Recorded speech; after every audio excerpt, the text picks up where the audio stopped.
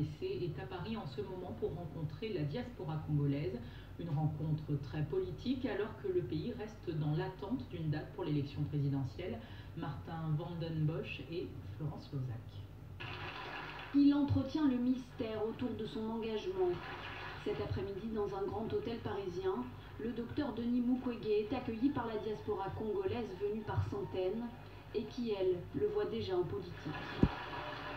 Il place l'intérêt général au-dessus de tout. C'est pas un opportuniste. C'est toujours bien d'avoir effectivement en politique des gens, des personnalités engagées, et ce serait vraiment quelque chose de je ne sais pas si ce serait envisageable, mais ce serait vraiment bien, bénéfique. Pourtant, le médecin congolais, connu dans le monde entier comme l'homme qui répare les femmes, lauréat du prix Sakharov et de celui des droits de l'homme des Nations Unies. L'homme qui soigne les femmes ou qui répare les femmes? Les femmes congolaises sont-elles des machines pour être réparées? Je ne peux pas entrer dans la politique. Je ne suis pas politicien, je le répète, et je pourrais le répéter autant de fois que vous allez me poser cette question. Mais je crois que aujourd'hui, je suis au Congo, je m'occupe des victimes de violences sexuelles, je fais un travail que je considère comme un travail d'une personne engagée pour son État. Moi, je ne peux pas passer ma vie à me battre pour être quelque chose dans le gouvernement. Ça ne m'intéresse pas.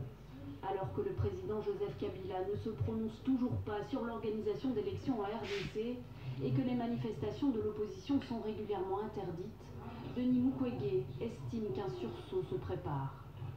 Nous sommes dans une situation où le pouvoir utilise l'oppression comme une arme de nous taire, de nous obliger en fait à nous résigner à la situation que nous vivons. Le peuple ne peut plus continuer à accepter d'être assujetti. Son analyse de la situation congolaise est considérée par beaucoup comme juste et sans concession. Aujourd'hui se pose toujours la même question. Le médecin humaniste est-il condamné à rester un éternel candidat non déclaré?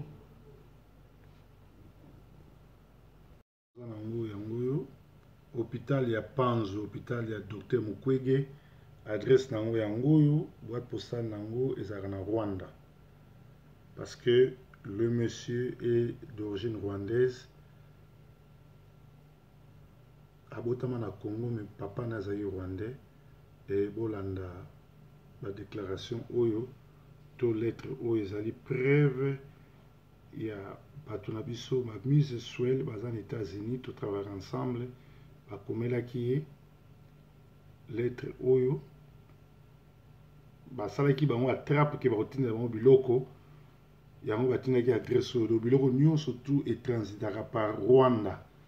Donc docteur Mukwege azali kosala partie ya bacolon oyo bazo utiliser basi ya Congo comme bakobai po bamekaka bango na bakisi, aganyaka mbongo ebele yango moni mundele a plébiscité ye amemi ye likolo kopese ba prime kopese nyonso, voire même Bill Clinton na mwasi ne moko en personne bakende kotia poids po azali moko ya bato oyo basalaka baventure na bango. Preuve yango oyo docteur Denis Mukwege, hôpital général de référence de Panzi, boîte postale 123 yango bozomona 125 Siangungu, Rwanda. Donc ezali baventure te yango bozomona. C'est comme si les Congolais ne savent pas ce qui se passe. Les Congolais savent très bien que le Congo est occupé par les Rwandais. Comment se donner corps et âme pour un match de football qui ne va pas changer ta situation politique, économique et sociale, alors que les enfants n'ont pas repris l'école, alors qu'on ne sait pas encore acheter les fournitures scolaires, comment payer les loyers, acheter les carburants, comment se soigner dans les hôpitaux, et les étudiants ne savent pas quand ils vont répondre à la session. Et si on mettait cette même motivation pour changer les choses, je vous assure que cela ne prendra même pas une semaine, car le plus grand pouvoir est dans la main de la population. Car le plus grand pouvoir est dans la main de la population. Docteur Mukwege Yeyo, na baloki ya Congo, bozomona ye na Bill Clinton, bozomona ye na Louis Michel, bozomona ye na le couple Bill Clinton, c'est-à-dire ezali preuve que azali bongo moloki ya Congo, pe hôpital oyo azo dirige ya Panzu, adresse nango eza ya Rwanda parce qu'aza de père et de mère rwandais, pe lisusu ba organismes internationaux batindaka ye a utilisé ba maman congolaise lokola ba cobaye, lobi na kozongi nango de long à large. Docteur Mukwege azali bongo système moko ba système ya bokipan parce que azali rwandais pe aya na Congo te pona bolama ba congolais. C'est la preuve mosusu. Awa bozomona Denis Mukwege na Jeannette Kabila bango mibale ba rwandais. Est-ce que Denis Mukwege a aussi réparé la rwandaise alias Jeannette Kabila? Donc, beaucoup a bien que Bino bat bokendeki na ba conférence, bozomona ke ye akoyi kozala moto a succéder Kabila to moto a la transition sans Kabila, or il y a un système. Problème tout ça on a Congo, on ne parle pas de transition, des élections, de dialogue quand le pays est occupé.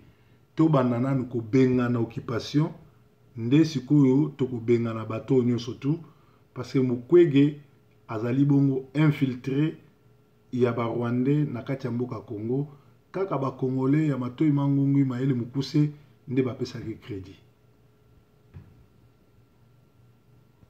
Eza koyinda leto yebisaka bino ke Seriano azali bongo Congolais te et puis mawa mingi pona mama oyo babengi mama kalanga mwana Congo na limbisaka ye na babuzo bazali kosala mais namoni mama wana kindokine na nisila te parce que ya lobite Moïse Katumbi alinza matalisi ye ke Moïse Katumbi alinga ba Congolais mingi mama wana tanga ba américain makamuni ba okoma pona Katumbi. Selon le journal américain Washington Times, Moïse Katumbi et George Soros négocient les sangs des Congolais à l'étranger. Alors maman oyo après ça qui prophétie oyo abanda lokuta banda kala na bato nyonso balandaka ye, en tout cas football ka vraie délivrance parce que maman oyo azana misala mabe lelo o mindele bato bazolo ba Moïse Katumbi azali ko négocier makila ba Congolais. Alors moto azobomisa ba Congolais nzambe akoyi kopona ye ata mokebte. Breaking news. Na lobaki yango déjà na komaki avant match ke bandeko ezali n'intérêt ya ba Congolais nga na lingi Léopard koleka ba joueur nyonso tout ba betaki wana na ibenge. Mais ezali na intérêt na biso to pola to sala match nil po etombokisa ba Congolais ba benga na occupation ya ba Rwandais na chauffeur rwandais oyo azaki bongo taximen ya defao. Donc oyo nyonso tout azo comprendre makambo te aza envoûté à luka délivrance na ye. Donc félicitations Ibenge osalika nde toyokanaki to gagné te pour Congo eza sous la malédiction tokoki kobetaka babale te tozo sepela entre taba ndeko na biso bazoboma bango pe mboko eza sous occupation to banda nanu kobenga na occupation pe na sima toko organiser Congo tozo ba coupe belé bota la aventure moto komona ye Moïse Nyarungabo azali sujet touti mais azali bongo gouverneur ya province ya Sud Kivu azana ba bureau na Bukavu et domicilié à Kisenyi na Rwanda. Azali pe député ndenge moko cousin na ye Robert Waza criminel a lancé mwana na ye comme candidate na présidence pe ye moko ya na ye azali mwambe tsuki mwami to chef coutumier na ba côté ya est kuna et pourtant baza ba Rwandais. Donc mboka eza sous occupation to benga na bato yo mboka na biso ezonga malamu.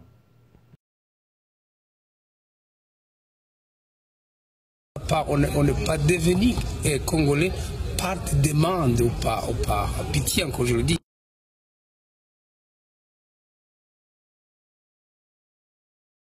On n'est pas devenu congolais par demande ou par pitié, encore je le dis. Non, c'est des questions de droit.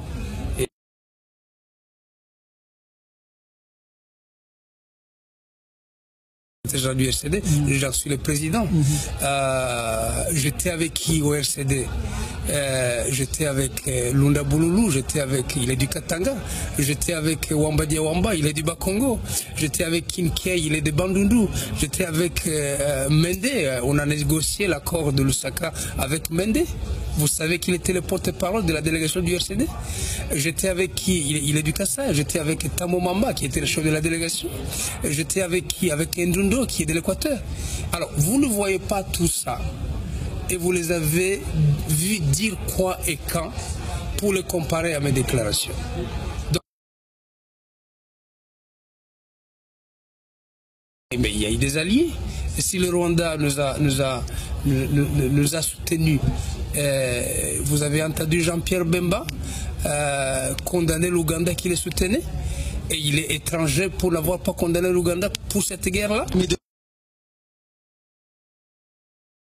De là, on peut dire que vous êtes aujourd'hui responsable de tout ce qui se passe à l'est du pays, parce que c'est vous qui étiez le déclencheur de ces mouvements. Qu'est-ce prochaine préparez vos questions. D'accord. Je pense que les gens nous devons lire l'histoire correctement. Et l'histoire immédiate est souvent plus difficile à lire. Je vous donnerai mon point de vue à ce sujet. Je ne reconnais pas de responsabilité au-delà de celles que j'ai assumées. Elles sont gonflées aujourd'hui.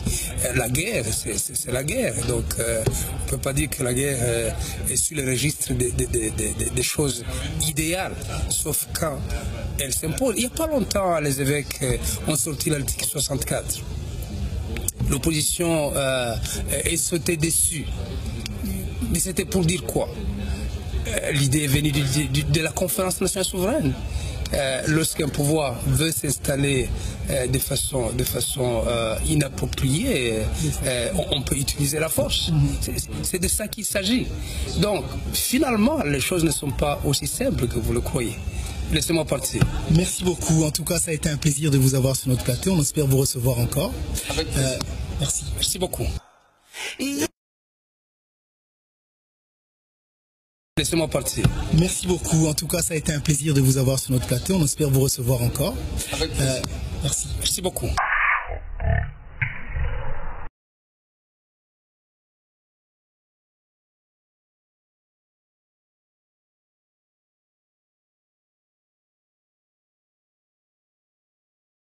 Break news en direct qui a Manda Konabino, les alibongo spécialité, il y a Proverbe 30-30.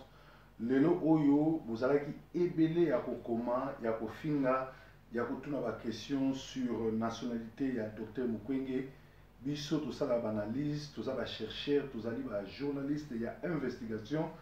Nassina Lobango, je crois, il y a 2 ans passé que Mukwege n'a jamais congolais, Mukwege a travaillé pour la Congo. Mukwege fait partie, il y a système, il y a un colon, c'est un Rwandais, Oyo, Azali ko travailler, tout Azali au service des colonialistes et pilleurs du Congo.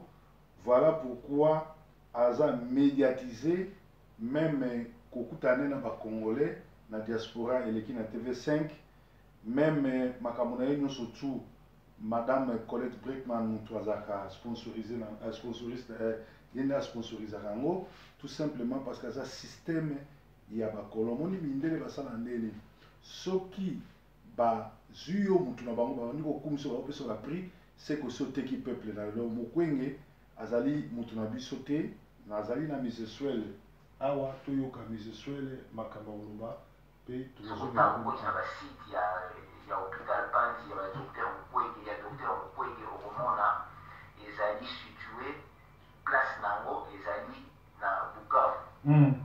Mais siko soki olingi otindela bango matériel matériaux même d'équipement ezalaka adresse ezalaka na Rwanda okomona yango na kati ya lettre biso tosalaki mise à demeure epai ya docteur Mukwege ezali wana okotama yango yo moko okomona.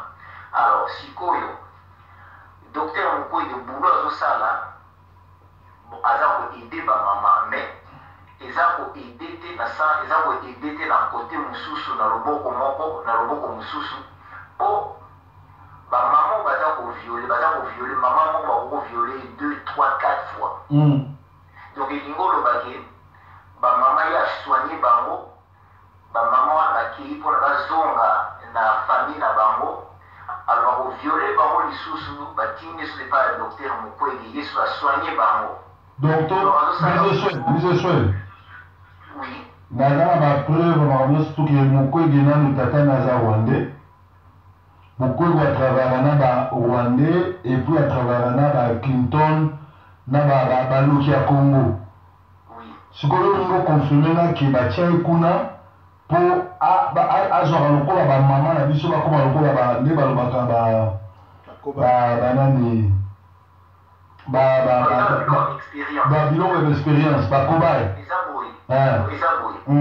soki moto baviole mama moko 2, 3, 4 fois wana na comprendre soki oye bakisi wana ezala na cadre ya neti bakobaye do bamama na biso akomisa bango bakobaye oui bakisi wana ekolo bakisi wana ekutaka na Congo te nayebi bata libata na basociété pharmaceutique alors basociété pharmaceutique siko baza komeka mpo bosali boli koluka ndenge nini na kocicatrize bacicatrice wana alors fo bomeka kisi moko bokisi yango bamosusu boyenda fo bomeka alors ekisi wana siko bazomeka yango directement na bamama na biso ezozala te ke bazomeka yango na bameki neti na nyama moko boye epi batala non bazomeka yango directement mpo batala ndenge nini eza kosecicatrize parce que mwasi wana mama wana baviole 2, 3, 4 fois alors basociété pharmaceutique bango nde moto baza na base babiloko wana puisque bango bazoke viole esalamaka docteur Mukwege abongisaka bazongiselaka ye abongisaka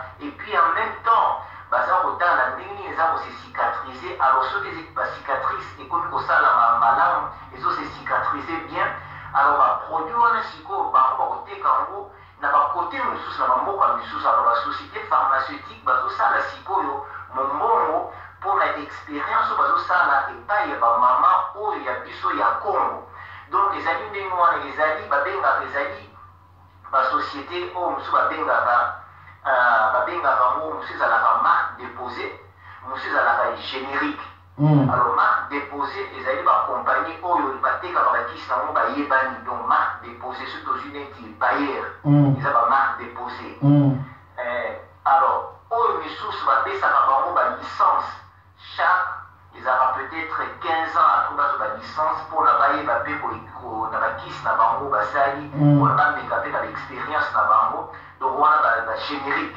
alors mais sikoyo na Congo eloko ezosalama wana na kote wana ezali babiloko mibale expérience ya bakisi na bango komeka na nzoto ya bamama na biso et en même temps aussi bato baza koboma ezali mpona badon ya baorgane bateka baorgane totya neti barein bakoboma moto babendi rein mbala moko bien mpo barein mpe ezalaka privé mosusu mpe ezalaka ndenge ya baprocédure normale na bopito donc eza na bakombine eza makasi wana alors yango moni baza koluka mpe kotombola docteur Mukwege mais biso toza na besoin te ke botika train bocharge te kaka machiniste biso eloko toza nango ezali ke biso moko bana ya Congo toza tomema destin na biso eza te ke batiela biso bato mpo bitumba toza kobunda ezali mpona biso moko totiaka baprésident na mboka na biso batielaka biso te donc tozala na souveraineté na biso ya kodeside na bamakambo oyo ya biso voilà eloko nde ndenge kolobela oyo yango wana metanga mikanda oyo mibale oyo natindeli yo mpo tosololaki balettre wana mpo esalama tosololaki direct pendant balettre wana okendeki yango wapi epai ya docteur Mukwege oyo oza nango wana lettre kendeki epai ya docteur Mukwege balettre mibale boyebisaki nini osoki otangi lettre yango ntango yo kosala émission mpe ntango yo koloba okotanga oza deja na kati ya émission soki oza na kotanga part mais bato baolanda biso bayeba okomi nini non lettre tokomi ebandaki déjà akendeki kosala déclaration discours asalaki devant Parlement européen. Où il y a le européen qui nous pour exécuter accord cadre Oyo ezali wana. Or accord cadre ezali pour la Panza Congo. Alors il y a le qui va exécuter yango to komela ki est-ce que il y a pesa biso oyo ya za ko lo bato ba ke ko exécuter oyo ko taka na Parlement ya Congo oyo pesa ki enregistré oyo ezali inscrit na journal ya journal na bango oyo ya Parlement na bango ezala inscrit ba inscrit ba loi mais wana n'a pas été le cas. Alors yango to lobela ki wana to lobela ki pe en tant qu'intellectuel ceux qui ont recommandé les locaux, ils ont déjà la connaissance des locaux. Alors, il y a beaucoup de démarches il y a aussi des pestes, il y a accord cadre, il y a exécuté, il y a outils dans le Parlement, il y a comment il doit. Depuis, on a qui les lois répondent à bisoter, mais on répond à bisoter, mais l'eau, on sous dans un canal, on va combler la bisoter. Mais avant, on a solo là qui na secrétaire na ipoto komeli lettre de solo na na secrétaire na ndete koyeba adresse na bango ezalaka na Rwanda. Donc on a secrétaire na mutapesa ka biso ya pendant 45 minutes jour à libosa pesa la na 45 minutes on dembala ya libale ndeta na ekoloba tuzuki na équipement ba matériaux à partir des États-Unis et que du coup na ni ayo yebisa ayo pesa na ça veut non comprendre que adresse na biso ezalaka na côté ya Kigali adresse na Rwanda adresse pe ezali wana oyo na balettre mibale wana tokomaki nde yango wana mise en demeure. Voilà eloko mingi bana na biso afe biso bana Congo toza koyeba te bitumba oyo ezali banjeu ezali ebele nde eloko toza koluka souveraineté ya Congo biso moko tosi badestin ya mboka na biso kebatielaka biso bato. Voilà ndeko proverbe donc malumuka yo nalingi nayeba parce que ozala makasi na bankete namoni bafoto moko Mukwege na Jeannette Kabila Mukwege na nani Louis Michel Mukwege na couple ya banani ba Clinton yo topiblie yango ezali boye Mukwege ntango azalaki aux États-Unis azwaki arecevaka prix ya Fondation Clinton yango omonisa na bafoto na Hillary Clinton biso bapesaka ye prix et ntango mpe ayaki awa afandaki na Boston akutanaka na moko na biso po biso tu tokendaki tokoki kokende te mpona kokutana na ye me moko na biso akutanaki na ye basololi aye kopesa biso bamaloba ndenge ezalaki Clinton ntango azosolola na ye Bill Clinton akoloba ndenge il faut batuti fo kozala na bango batuti bazala na esika na Congo bokoki kobimisa bango te fo bazala na esika na Congo donc oyo tu bokosala ifo batuti bazala wana na kati wana ezalaki maloba ya ye Dr Mukwege azalaki koloba oyo Bill Clinton alobelaka akutanaki na Bill Clinton akutanaki na John Kerry akutanaki na mwa bato toloba baloki ya Congo. Donc prix au besoin qui prix en yé na Kagame besoin qui prix ya Fondation Clinton bon il va les besoin qui va passer bon pas prix là les allez qui à aux États-Unis. Voilà donc un des proverbes malobombo quand là on comment qui Mukwege va lettre en réaction des alliés non azongi sa lettre te azongi sa réponse te ayako kombela biso dernièrement oyebiki soki ba 4 mois aye kokoma mais akomi te na propos ya babiloko tolobelaki ye akomi neti atie biso tozali tozofaire partie ya hôpital Panzi comme quoi tofournisaka baéquipement na hôpital Panzi wana ezalaki na conversation tozwaki na secrétaire na ye puisque nga nazwaki nga na telefonaki mais tozalaki na ligne na ligne tozalaki ngai noko ngele na secrétaire na ye puisqu'il fallait que tozala 2 personnes pour na to soki nga na bimisi yango ngai moko na kozala peut-être bakoloba ndenge nini bapreuve ezali te bapreuve mpe ya nini wana na enregistre yango bamakambo tu wana naza na enregistrement nango une fois na koluka ngo nde natindeli yo donc tosololaki na secrétaire na ye pendant 45 minutes 2 fois voilà donc akokai kopesa biso nini ya korépondre biso na makambo tokomelaki te na répondre na ndenge mosusu na ndenge ke ya nini ya l'équipement mais oyo biso tokomelaki ye na mikanda mibale ezali wana areponda nango te. sikoyo badéclaration outi kosala na Paris asali conférence bakongoli batelemi kuna ebele bazokumisa ye alobi ye akoki kokende kosala transition sans Kabila yo moni onde mpe likambo ebatami na nsima.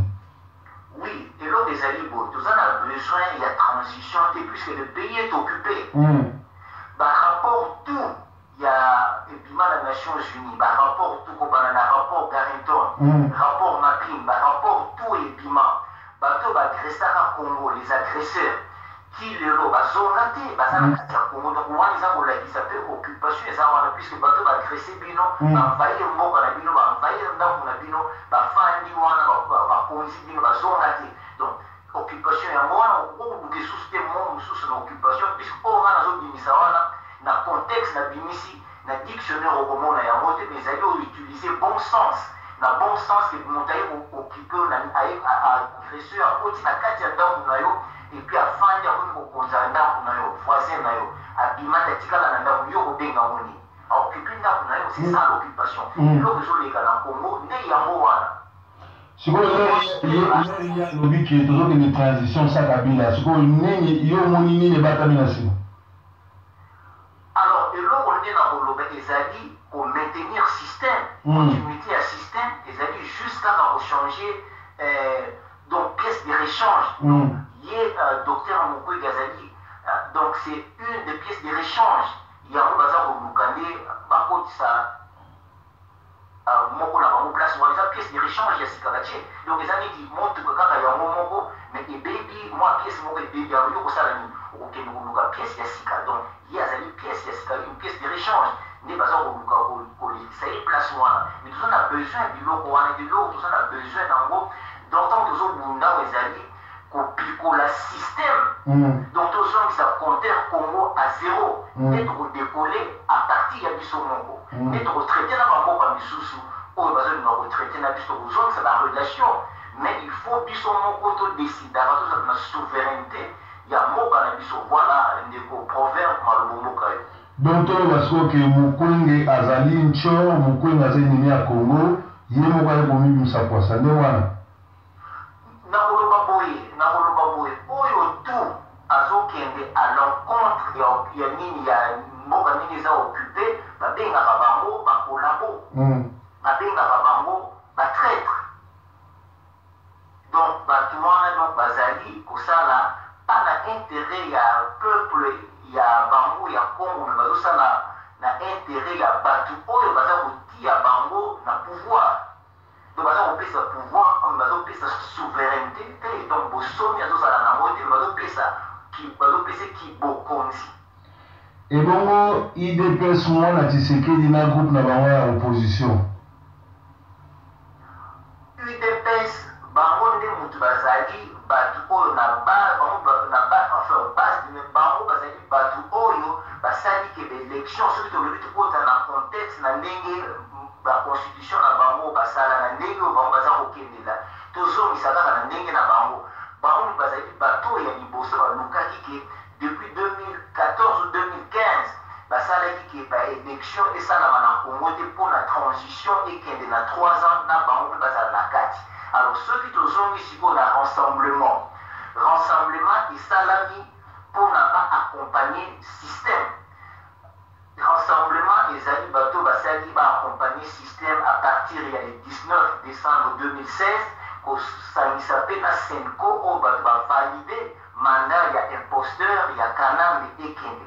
Alors soki tozongi mpona koloba na oyo Tshisekedi Félix mwana ya Chilombo ndenge bato babengaka ye soki ozongi ye azali wana mpona ye moko akuti kosala badéclaration ke voilà topesaki Kanambe topesaki ye topesi ye une année donc apesi ye une année ya ofele d'après nini na bango tant constitution na bango esili basali baaccord oyo kutu eleki même constitution na bango or constitution eloko elekaka yango ezalaka na ndenge na bango.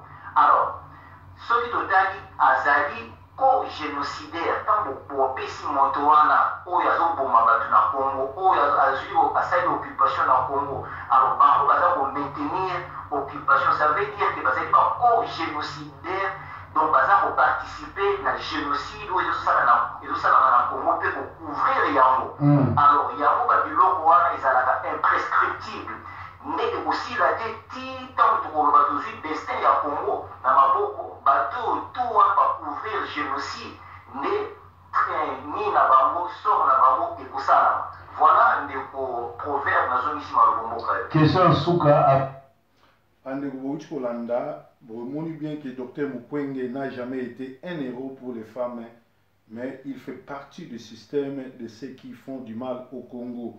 Voilà pourquoi bomona Kabila atindaka basoda ba bomaye parce que ayebaki rôle nini yazo jouer na groupe na bango po ayebaki ke azali bongo un dangereux oyo lobby bien une pièce d'échange au lobby akoki ko succéder na ye. Bouti po kolanda ke docteur Mukwege c'est un docteur rwandais au service de colonialistes pilleurs du Congo.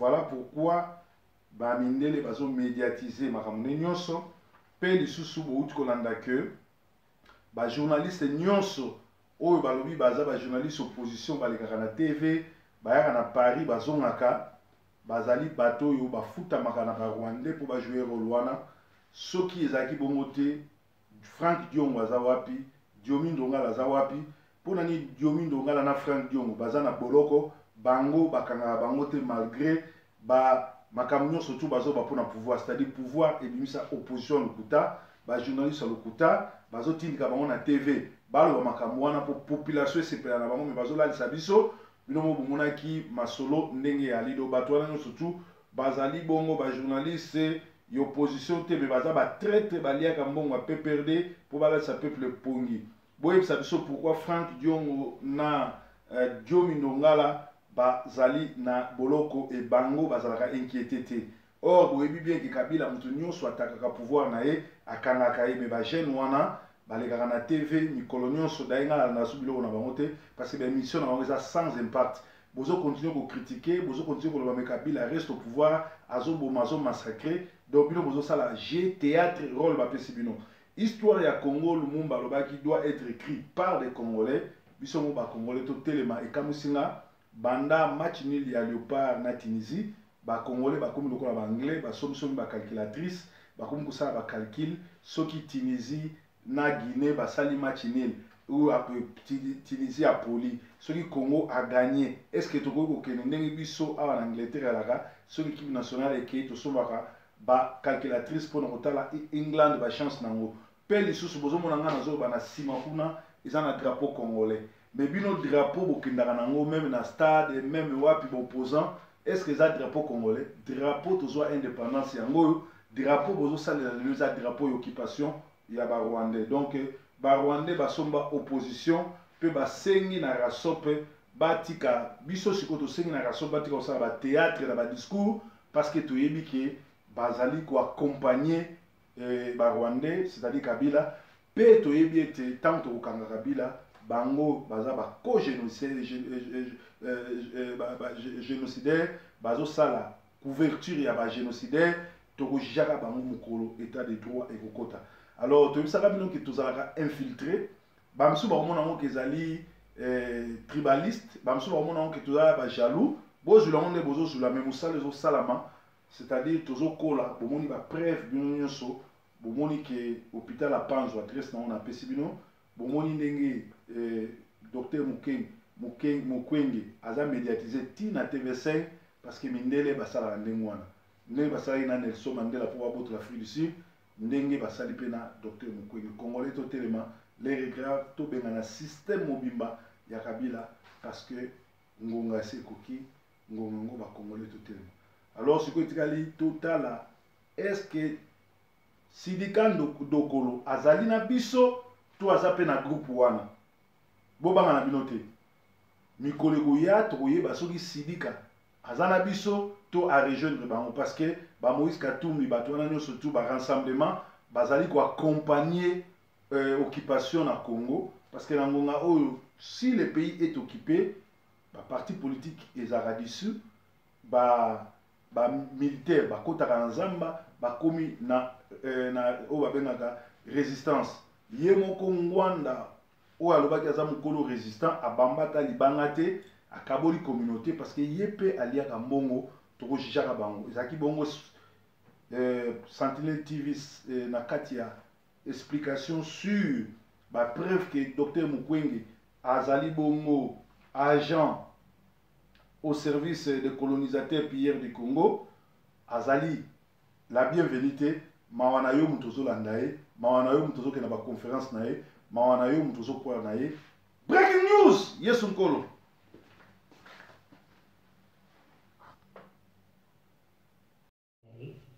Is Dr. Denis Mukwege. But I don't think any of us can ever appreciate Congo, bandoki ya Congo, what he has meant, bazo pese ba prix pour azali moko na bango, but to the cause of peace and human rights.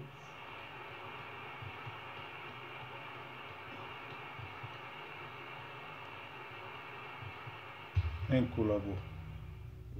Toujours comparé le Congo à une bijouterie sans porte et une fenêtre légale. Et donc, tout le monde rentre ses serres. Et donc, je pense que ça peut être nos richesses, au lieu que ça nous serve, que ça nous donne la possibilité d'un développement harmonieux. Ces richesses ont été la source de notre malheur, de notre misère. Aujourd'hui, nous sommes classés parmi les pays les plus pauvres du monde. C'est incompréhensible.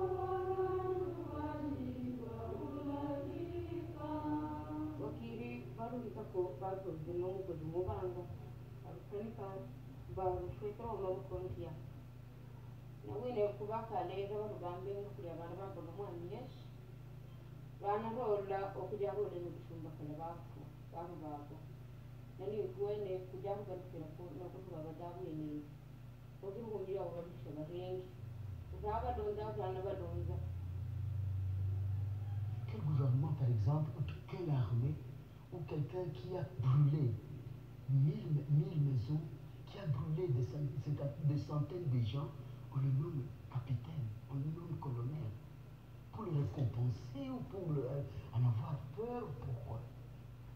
Il faut tuer 1000 personnes pour devenir général au Congo. Vous voyez cette logique? Et Mukwege est dans tout ça.